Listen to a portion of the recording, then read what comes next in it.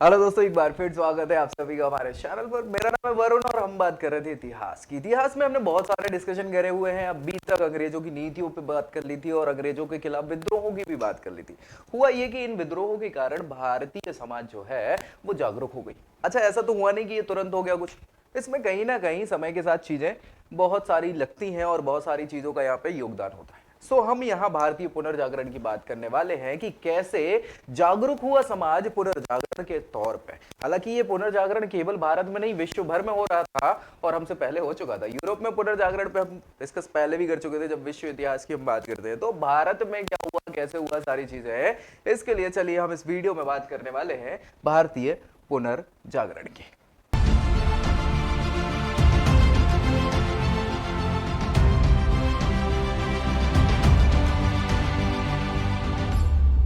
तो चलिए स्टार्ट कर लेते हैं बड़ी जल्दी से। भाई देखो यार, ये इतनी सारी फोटोज आप देख पा रहे हैं, ये महापुरुष है। मतलब पुरुष नहीं, मतलब स्त्रियां भी हैं, ऐसी बात नहीं है, लेकिन ये महापुरुष है। महापुरुष इसलिए क्योंकि भाई इन्होंने ही भारतीय जो जनजीवन है या जो लोग बाग है उनको जागरूक किया। क्यों जागरूक किया, कैसे जागरूक किया? अपनी अलग अलग कुरीतियां हो गई, सामाजिक व्यवस्था हो गई, इन सब को लेके लोगों में जागरूकता पैदा करी, ताकि पूरी की पूरी जो जनमानस है, भारतीय जनमानस, वो धीरे धीरे अब क्या करने लग गया, अंग्रेजों के खिलाफ राष्ट्रवाद के विकास में सहयोग देने लग गया। तो चलिए स्टार्ट करेंगे। यहां पे हम केवल कारणों की चर्चा करेंगे, किन किन कारणों ने यहां पे सहयोग किया। इसके बाद हम एक एक व्यक्ति विशेष पर बहुत अच्छे से डिस्कस करेंगे अगले वीडियोस में। भारतीय पुनर्जागरण क्या है? भारतीय पुनर्जागरण राष्ट्रीय जागरण या पुनर्जागरण एक ही बात है। यहां पे क्या है भाई साहब, जैसे एक महापुरुष है राजा राम मोहन राय, नाम तो सुना ही होगा।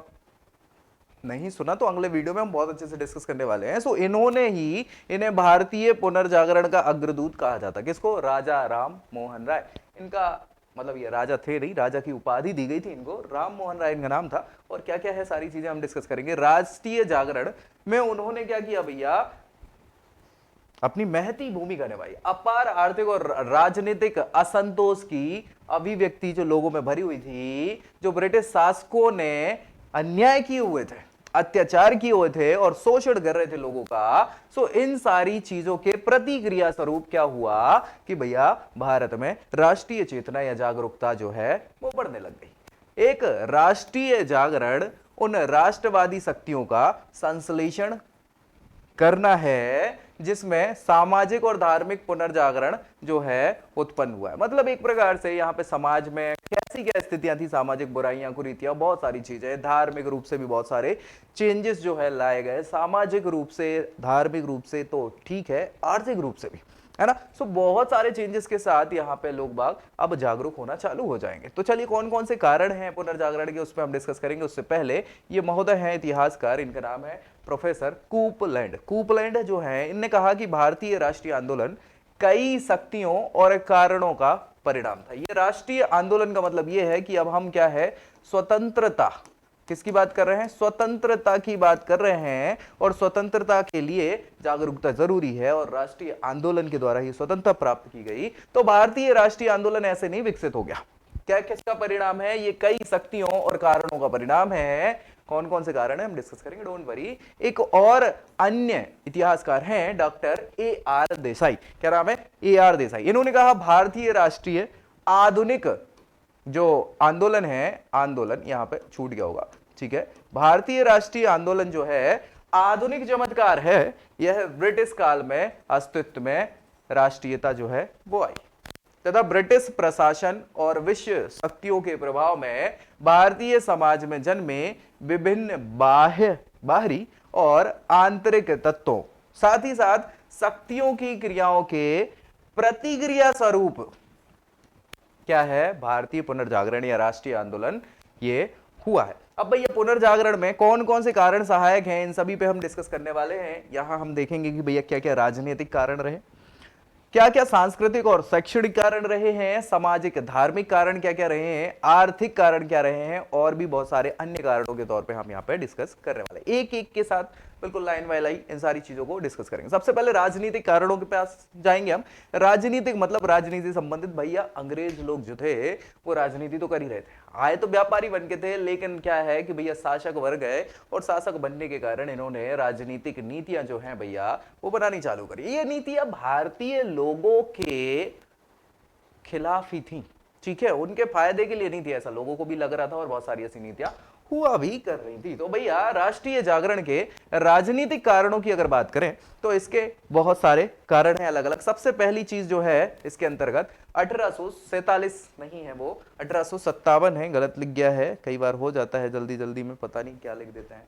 ठीक है, 1857 की क्रांति है भैया। 1857 की क्रांति जो है इससे पहले ही हमने डिस्कस की हुई थी, है ना। सो 1857 की क्रांति एकमात्र क्रांति थी जो इतने बड़े लेवल पर हुई। इसके अलावा भी बहुत सारे विद्रोह हुए थे जो उससे पहले हमने डिस्कस किए थे, चाहे वो नागरिक विद्रोह हो, सन्यासी विद्रोह हो, मतलब सन्यासी इन द सेंस धार्मिक विद्रोहों की बात करें, या फिर हम बात करें तो जनजातियों के विद्रोह।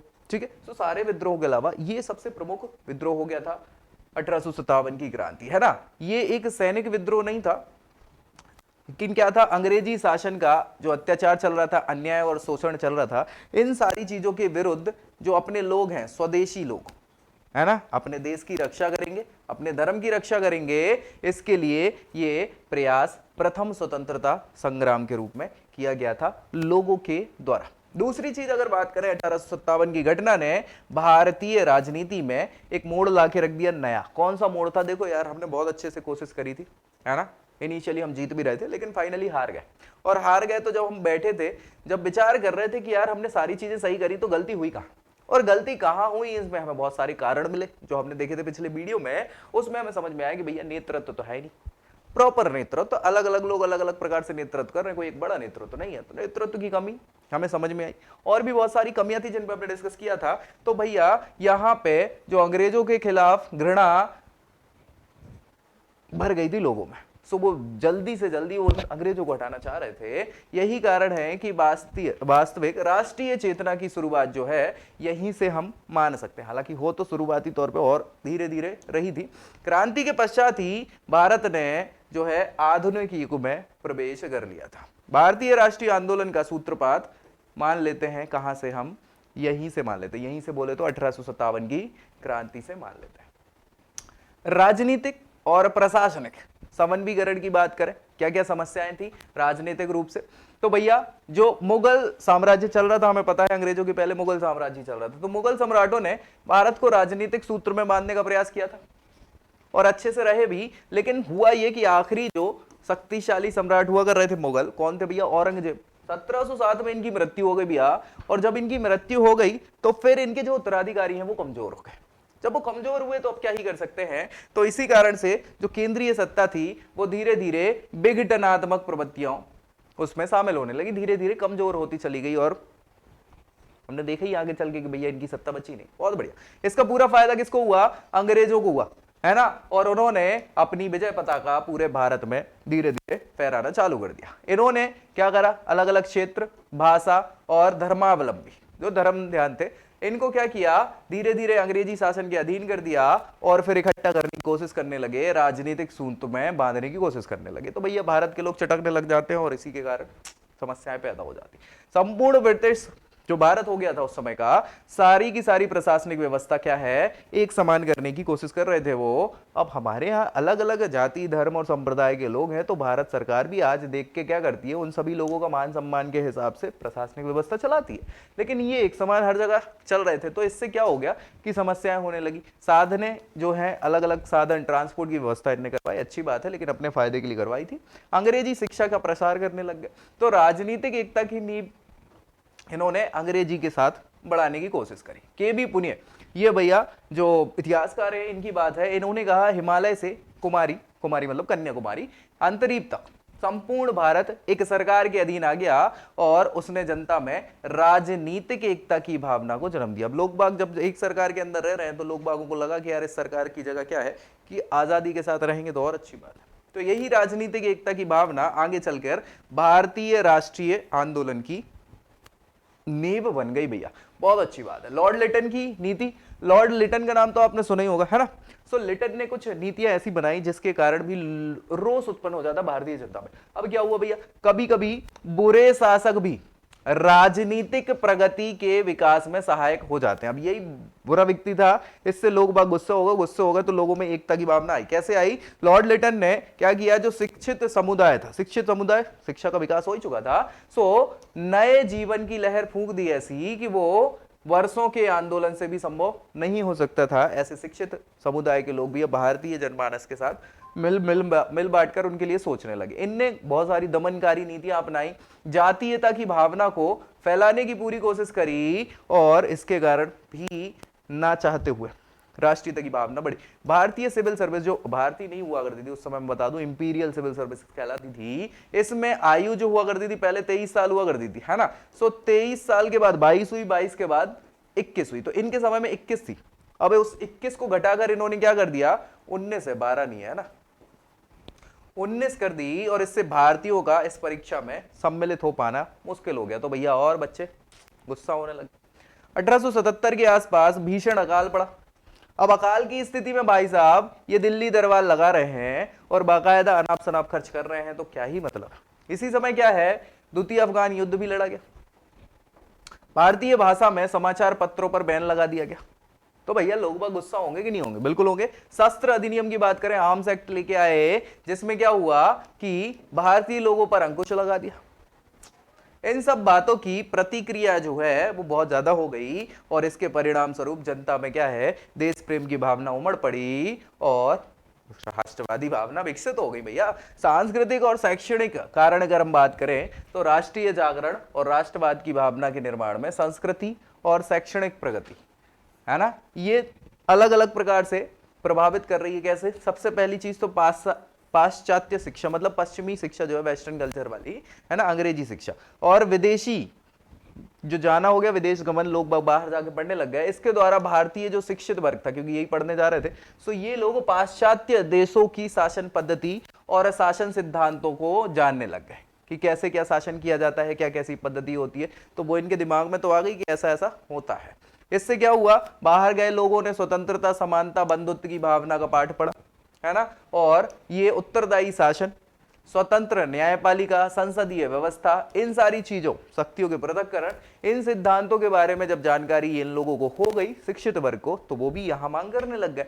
और वे अपने देश की दयनीय स्थिति देख रहे थे, तो उन्हें गुस्सा भी आ रही थी, और इससे उन्होंने क्या है, सुधार लाने के लिए प्रेरित कर दिया। इन सारी चीजों से जब पता चला तभी तो करेंगे, है ना। पाश्चात्य शिक्षा पद्धति की अगर हम बात करें तो इससे क्या है, ये महोदय है हेनरी कॉटन, इनका नाम है, और इन्होंने कहा है कि यह केवल शिक्षा, विशेषकर पाश्चात्य प्रणाली शिक्षा का परिणाम है कि विविधताओं से भरा भारत एक सूत्र में बंध गया, है ना, और विभिन्न भाषाओं के चलते एकता संभव नहीं थी भैया, है ना, लेकिन पाश्चात्य शिक्षा के कारण इकट्ठे हो गए। अंग्रेजी भाषा और पाश्चात्य शिक्षा पद्धति को अपनाने से भारतीय यूरोपीय सभ्यता और विचारों के संपर्क में आ गए, तो उन्हें जानकारी पता चल गई। बड़े बड़े लोग हैं, Milton, Burke, Macaulay, Harvard, Spencer, Montesquieu, Voltaire, Rousseau, J S. Mill, ये बहुत बड़े बड़े अलग अलग विचारक कहलाते हैं। मार्क्स, ये पश्चिमी विचारक कहलाते हैं। इनके विचारों से भारतीय जो थे प्रगतिशील, इन लोगों को बड़ा प्रभावित किया, और यही विचार जो है भारत में भी फैलने की कोशिश होने लगी। अमेरिका का जो स्वतंत्रता संग्राम हुआ 1776 के आसपास, आसपास क्या, इसी समय, ठीक है। फ्रांस की क्रांति जो है भैया वो भी 1789 में हुई, और इटली और जर्मनी का एकीकरण जो हुआ वो भी इसी किसी समय हुआ भैया, 1861 में इटली का, और 1872 में जर्मनी का एकीकरण हो जाएगा। इन सारे राष्ट्रीय आंदोलनों के साथ जो विदेशों में हो रहे हैं, यूरोप में हो रहे हैं, भारतीय जनमानस जो पढ़े लिखे लोग हैं, शिक्षित वर्ग, उनकी आंखें खोल दी, और भारत में भी यही करने की योजनाएं धीरे धीरे क्या है वो लोग बनाने लग गए। तो बहुत सारी चीजें रही हैं। इसके अलावा प्राचीन हिंदू साहित्य की बात करें तो हिंदू साहित्य पर भारतीय और यूरोपीय विद्वानों दोनों ने शोध करना चालू कर दिया। साथ ही साथ वेद, उपनिषद, ये इन लोगों की प्रशंसा जब वो लोग करने लग गए, तो भैया बात अलग हो गई, क्योंकि उनका खिंचाव भारतीय समझ हुआ, चाहे वो जोन्स हो, है ना, विलियम जोन्स, काबूर्क हो, मैक्स मूलर हो, मोनियर हो, विलियम्स, ये सभी यूरोपीय विद्वान, और भारतीय बात करें रामकृष्ण गोपाल भंडारकर, हरप्रसाद शास्त्री, राजेंद्र लाल मिश्रा और महादेव गोविंद राणादे, ये सभी विद्वान जो हैं ये प्राचीन संस्कृति और साहित्य को अपनी अपनी रचनाओं में क्या है, प्रकाश में लाने लग गए। चिरोल, वैलेंटाइन सिरोल हैं, ये चिरोल नहीं है, ठीक है, वैलेंटाइन सिरोल, ये बहुत बड़े इतिहासकार हैं। इन विद्वानों की रचनाओं में पश्चिमी दुनिया की अपेक्षा भारत को उनकी संस्कृत भाषा की संपदा, हिंदू साहित्य के ऐतिहासिक और साहित्यिक महत्व को बतलाया गया, जो भारतीय सभ्यता की क्या है, कुंजी है। तो भैया विदेशी लोग भी अब क्या करने लग गए, भारतीय साहित्य में इंटरेस्ट लेने लग गए। और भैया इससे क्या हुआ, प्राचीन संस्कृति की महत्ता और गौरव से वो अवगत हुए। अब जब वो अवगत हुए, उन्होंने जब लोगों को बताया, तो भैया भारतीय लोगों को तो पता चला कि है ऐसा भी कुछ था, हमें तो पता ही नहीं था। अच्छा, पता हालांकि था लेकिन भूल गए थे, तो सारी चीजें याद कराएंगे वापस से, तो लोगों पे फिर से भारत के गौरव की बात जो है, गौरव गाथाएं चलने लग गई। तो अब भैया फिर राष्ट्रीय एकता की बात हो गई। इसमें और आग में घी का काम किसने किया, प्रेस और साहित्य के प्रभाव ने। भैया भारतीय समाचार पत्र जो है, साहित्य, इन्होंने राष्ट्रीय जागरण में सबसे ज्यादा योगदान दिया। इसीलिए भैया लोकतंत्र का चौथा स्तंभ प्रेस को या मीडिया को कह दिया गया। क्यों? क्योंकि प्रेस ने भारतीयों में राष्ट्रीय भावना को जागृत करने में महत्वपूर्ण भूमिका निभाई है। ब्रिटिश साम्राज्यवाद जो था, चल रहा था अंग्रेजों की, उसकी बुराइयां करी, ठीक है, बुराइयां ऐसे नहीं करी, बता के करी है बाकायदा आलोचनात्मक तरीके से, और भारतीयों की जो कुंठित भावनाएं हैं उनको प्रकाश में लेके ही आए। उस समय के समाचार पत्रों में हिंदू, पेट्रियाक, अमृत बाजार पत्रिका, सोम प्रकाश, कॉमरेड, न्यू इंडिया, केसरी, आर्य दर्शन, ये सारी चीजों को हमने प्रेस के विकास में डिस्कस कर लिया था, किसकी क्या पत्रिका थी। तो प्रमुख रूप से ये क्या है कि जो अंग्रेज हैं उनकी आलोचनाएं करते थे, तो उनसे परेशान रहते थे अंग्रेज, इसीलिए बार बार पत्र पत्रिकाओं पर बैन लगा दिया जाता था। ठीक है, भारतीय प्रेस में समाचार पत्रों के अतिरिक्त लोकप्रिय साहित्य भी राष्ट्रीय भावना को जागृत करने में सहायक सिद्ध हो जाता है। जैसे भैया बंकिम चंद्र चट्टोपाध्याय का नाम आपने सुना होगा, चैटर्जी भी इनको कहते हैं। इन्होंने अपना उपन्यास लिखा आनंद मठ। क्या लिखा? आनंद मठ। इसमें बंगाल के क्रांतिकारियों का, इसको बाइबल कहा जाता है, सारी चीजें क्रांति से संबंधित इसमें लिखी हुई हैं। वंदे मातरम भी यहीं से लिया गया है। रविन्द्रनाथ टैगोर का नाम आपने सुना होगा। इसके अलावा जो D.L. राय, इनकी कविता, गीत, संगीत भी राष्ट्रीय जागरण को आगे बढ़ाने में बिल्कुल कारगर साबित होता है। दीनबंधु मिश्र, दीनबंधु मिश्र, इन्होंने नील दर्पण नाम का अपना एक उपन्यास लिखा था। इसमें बंगाल की जो कृषक हैं, नील की खेती कर रहे हैं, उनके बारे में बिल्कुल वर्णन किया हुआ है। भारतेंदु हरिश्चंद्र, हिंदी भाषा के भैया प्रमुख कवियों में से एक हैं ये। इनने भारत दुर्दशा ये लिखा हुआ है, इनका लेखन कार्य। इसमें भैया राष्ट्रीय भावनाओं को जागृत करने का काम किया। तो भैया पूरी देश की जनता धीरे धीरे जागरण से जागरूक हो गई, और जागरूक हो गई तो अब मिलके क्या करने वाली है, अंग्रेजों के साथ अब युद्ध होगा। कौन सा युद्ध होगा? मतलब हर प्रकार का युद्ध होगा। गांधी जी भी आएंगे, सारी चीजें होंगी, वो हम आगे बढ़ाएंगे, लेकिन सामाजिक धार्मिक कारणों पे भी और डिस्कस कर लेते हैं। तो भैया 19वीं शताब्दी के आसपास, यह शताब्दी युगांतरकारी शताब्दी मानी जाती, क्योंकि धार्मिक, सामाजिक, राजनीतिक ये सभी सुधार जो हैं इसी समय हुए। ठीक है भाई, कैसे हुए कि भैया अनेक बुराइयां जो भारतीय समाज में फैली हुई थी, अनेक कुप्रथाएं चल रही थी। कौन कौन सी? जैसे भैया बाल विवाह हो रहा था, बाल विवाह के अलावा बहु विवाह भी हो रहा था, बहुत सारा विवाह हो जाते थे, है ना।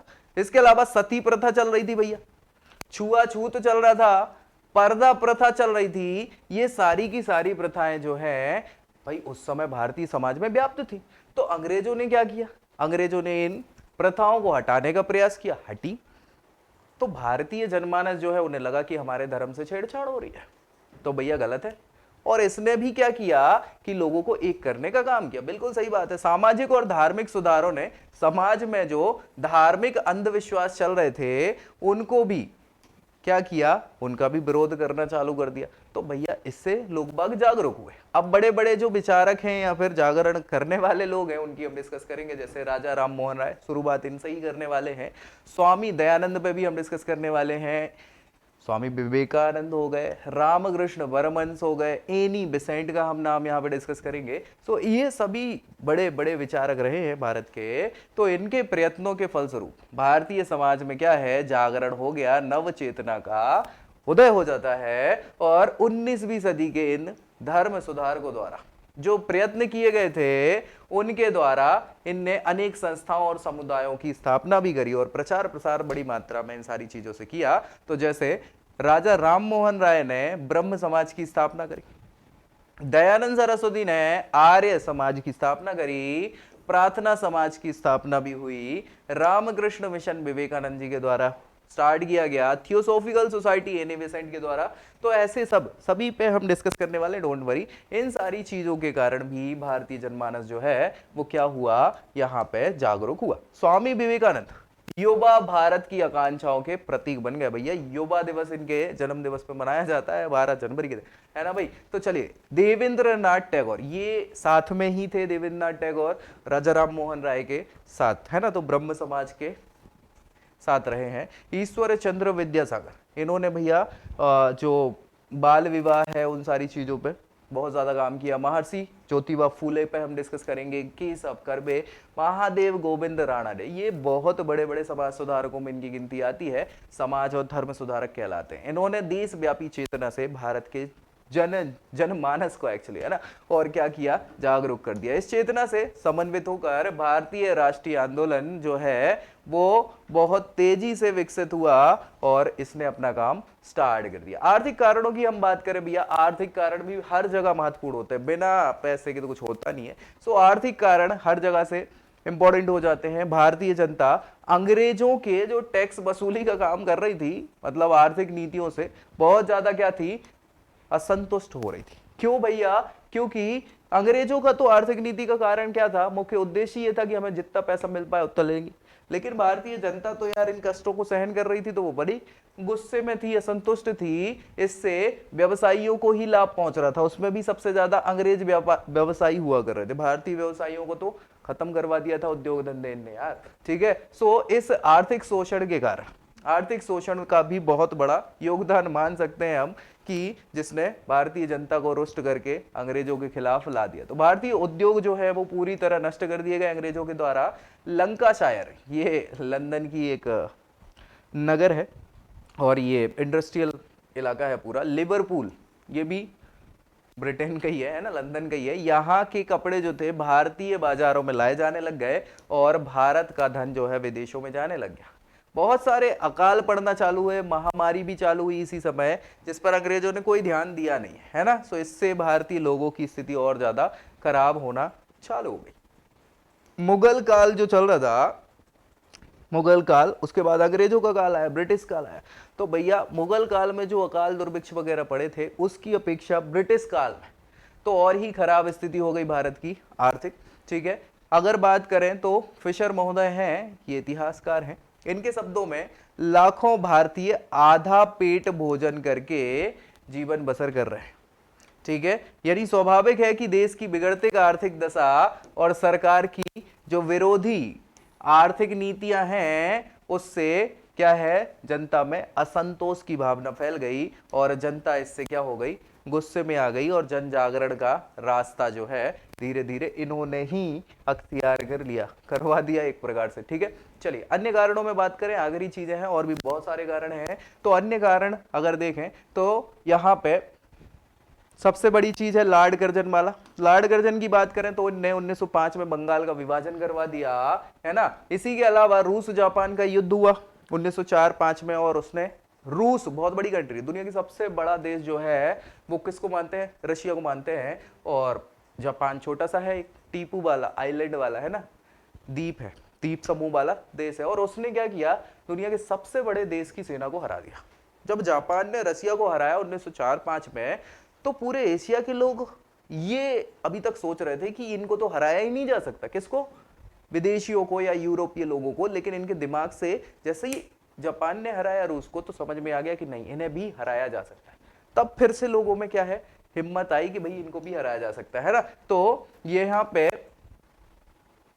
3 विधेयक जो है किसने लेके आए, लॉर्ड कर्जन ने लेके आए, है ना। कौन कौन से, एक तो भैया भारतीय विश्वविद्यालय अधिनियम, ऑफिशियल सीक्रेट्स अधिनियम, है ना, और कलकत्ता अधिनियम। ये सारे अधिनियम के कारण क्या हुआ कि भैया भारत की जनमानस को मजा तो नहीं आया, ठीक है। और इन उद्देश्य क्या था, साम्राज्यवादी भावनाओं को और क्या करना, साम्राज्यवादी सिकंजे को और कसते चले जाना इनका काम था, जिसके कारण इन कानूनों का विरोध लोग बाग करना चालू हो गए।